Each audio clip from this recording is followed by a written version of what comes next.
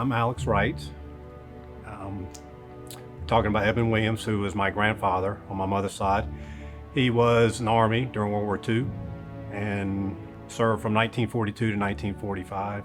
Was in the 10th Armored Division, which was part of the 3rd Army under George Patton. And they came into France, I want to say in November 1944, and a few weeks after they got there is when the Battle of the Bulge took place. The 82nd Airborne, along with some other elements, were surrounded by the Germans at Bastogne. And actually part of his division, the 10th Armored Division, was there with them, surrounded in that kind of famous battle that a lot of people know about. So that was really, I don't say his first taste of combat, but shortly after getting there, they were right in the midst of that battle, which turned out to be the largest land battle the United States ever participated in. And then after that, finished serving during the invasion of Germany, May 1945, and then had several months of occupation duty, I want to say in Austria, before they started shipping these guys back.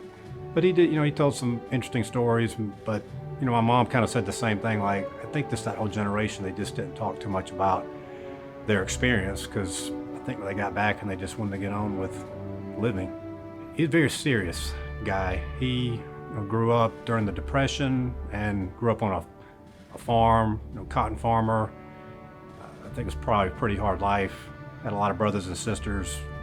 I just think farm life in general was probably wasn't a lot of affection. It was just you're here to work. That's why they have so many kids, because they would put them right to work. He goes to war. He got married right before the war, and then he actually had 2 kids. One child was born right after he got drafted, and then a second one was born while he was overseas. Which sometimes I sit there and think about that, because that was my mom.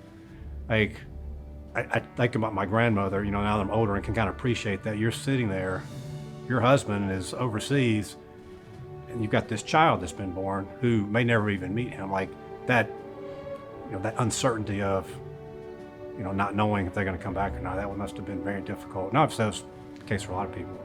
When he passed away, I had a shadow box made up of his flag and all his medals, and it has a very prominent place in my house.